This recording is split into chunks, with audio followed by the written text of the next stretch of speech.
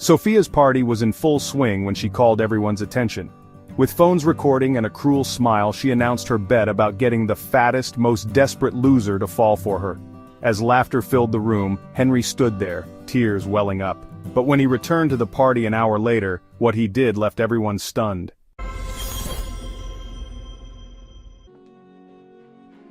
High school can be a lonely place. In the bustling hallways of Jefferson High, hundreds of students rushed between classes each day, laughing and chatting with their friends. But for some, like Henry Thompson, those same hallways felt more like an obstacle course to navigate alone. Every day at lunch, Henry would sit at his usual corner table, trying to make himself as small as possible, which wasn't easy when you're carrying extra weight. He'd watch the popular crowd from afar, especially Sophia Martinez, the unofficial queen of their grade. She seemed to float through life, surrounded by admirers, her laugh carrying across the cafeteria like music. Henry had worked at Peterson's grocery store for the past year, stocking shelves and bagging groceries. Most days after school, while his classmates went to parties or hung out at the mall, he'd put on his green store apron and get to work. The job wasn't glamorous, but Henry took pride in doing it well. Plus, it gave him something to focus on besides his loneliness. One quiet Tuesday afternoon, while Henry was arranging displays in the jewelry section, he noticed Sophia browsing with her friends. He tried to make himself busy with the inventory, but he couldn't help overhearing their conversation. Sophia had stopped in front of a delicate silver bracelet, admiring it with obvious longing. "This is so beautiful," she sighed, turning it over in her hands before reluctantly putting it back. That night, Henry couldn't stop thinking about the bracelet. He'd been saving his paychecks for months, not for anything specific, just the vague hope that having some money might somehow make him feel more secure. Now, for the first time, he had something he wanted to save for. When his phone buzzed the following week with a text from Sophia, Henry nearly dropped it in shock. He read the message over and over, hardly daring to believe it was real. "Hey, Henry! Having a party at my house this Saturday. Would love for you to come." For several minutes he just sat there, his heart racing. Was this really happening? Sophia Martinez had noticed him, had invited him to her party? It seemed too good to be true. But there it was, right on his screen. The next few days passed in a blur of nervous excitement. Henry withdrew almost all his savings and went shopping for new clothes, something that would help him fit in with Sophia's crowd. He wanted everything to be perfect. The silver bracelet he'd been eyeing at work, he bought it too, carefully wrapping it in silver paper with slightly trembling hands. As Saturday approached, Henry's anticipation grew, mixed with an undercurrent of anxiety. What if he said the wrong thing? What if no one talked to him? What if this was all some kind of mistake? But beneath these worries was a spark of hope that maybe, just maybe, things were about to change for him. The night of the party arrived, crisp and clear. Henry stood in front of his mirror, adjusting his new outfit for the 20th time. He'd even gotten a haircut, hoping to look his best. His mother poked her head in, her eyes soft with concern. "You look very handsome," she said. "Have fun tonight, sweetie." If she was worried about her usually solitary son suddenly going to a popular girls' party, she kept it to herself. When Henry arrived at Sophia's house, the party was already in full swing. Music pulsed through the open windows and teenagers spilled onto the front lawn in laughing groups. His palms were sweating as he approached the front door, gift tucked carefully under his arm. To his amazement, Sophia greeted him warmly, her smile dazzling. "Henry, you made it!" She even hugged him, a brief perfumed embrace that made his head spin. When she opened his gift, her eyes widened in genuine surprise. The bracelet. "Oh my God, I love it!" She slipped it on immediately, showing it off to her friends. For the next hour, Henry felt like he was living in a dream. Sophia introduced him to her friends, included him in conversations, even saved him a spot next to her on the couch.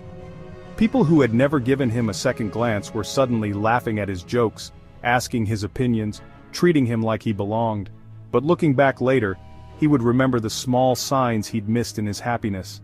The whispered conversations that stopped when he approached, the knowing glances exchanged between friends, the way some people seemed to be holding back laughter when Sophia touched his arm or smiled at him. As the party reached its peak, with music thumping and laughter filling every corner of the house, Sophia suddenly called for everyone's attention. The music was turned down, and phones appeared in hands throughout the room, their camera lenses glinting like hungry eyes in the dim light. Sophia stood in the center of the room, that same beautiful smile on her face. But now there was something different about it, something that made Henry's stomach twist with sudden dread. "I bet you're all wondering why Henry's here tonight," she announced, her voice carrying clearly through the suddenly quiet room. She paused, and in that moment, Henry felt the world tilting beneath his feet. Something was wrong. Very wrong. But he stood frozen, unable to move or speak as Sophia continued. "Well, I made a bet that I could get the fattest, most desperate loser in school to think he had a chance with me." The room erupted in laughter, phones recording every second of Henry's humiliation. "And look, he even bought me jewelry!" The laughter seemed to hit Henry in waves, each burst more painful than the last. His chest felt too tight to breathe. The room spun around him as faces he'd thought were friendly now twisted with cruel amusement. He stumbled backward, nearly knocking over a table in his desperate need to escape. He ran. Out the door, down the street, past houses with warm glowing windows that seemed to mock his pain. He ran until his legs gave out and his lungs burned, finally collapsing onto a park bench several blocks away. In the darkness, alone at last, he let his tears fall freely. With shaking hands, he pulled out the letter he'd written to Sophia earlier that day, a thank you note he'd planned to give her later, telling her how much her kindness had meant to him. The words blurred through his tears. "Dear Sophia, I can't tell you how much it means to me that you've given me a chance to be part of your world." For an hour, he sat there in the dark, reliving every moment of humiliation. Each laugh, each pointing finger, each cruel smile played over and over in his mind. But as his tears slowly dried, something began to change inside him. He looked at his letter again, not with shame this time, but with a dawning realization. He wasn't the one who should feel ashamed.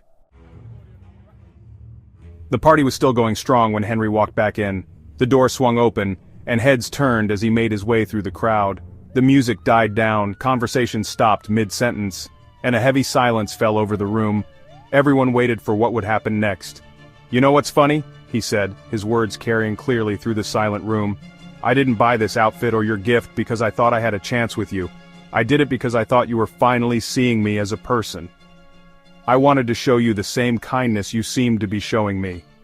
This was my thank you note, telling you how your invitation made me feel accepted for the first time in years." He placed the letter on the table and looked around the room, meeting the now uncomfortable gazes of his classmates. "I hope this moment makes you all feel really good about yourselves." His voice cracked slightly, "because this is exactly why kids like me end up hating themselves." The silence that followed was deafening. No one laughed. No one moved. Some people lowered their phones, shame finally beginning to register on their faces. Henry turned and walked out, his head held high this time, leaving behind a room full of teenagers who suddenly didn't feel so proud of themselves. The video of that night spread through the school like wildfire, but not in the way Sophia had intended. Instead of laughing at Henry, students shared it as evidence of her cruelty. The comments section filled with people defending Henry and condemning Sophia's actions. Her friends, many of whom had been questioning her behavior for a while, finally had the courage to distance themselves. The lunch table where Sophia once held court sat empty. Students who used to compete for her attention now crossed hallways to avoid her. Even her closest friends couldn't defend her actions. For the first time in her life, Sophia experienced the loneliness she had so carelessly inflicted on others. The silver bracelet Henry had given her lay forgotten in her locker, a reminder of how quickly kindness could be destroyed by cruelty, and how quickly a queen bee could fall from grace. As for Henry, he still sits alone sometimes at lunch, but now it's by choice. Other students often invite him to join them, impressed by the courage it took to stand up and speak truth to cruelty. He's learned that true strength isn't about fitting in or being accepted by the right people. It's about being true to yourself and standing up for what's right, even when you're standing alone.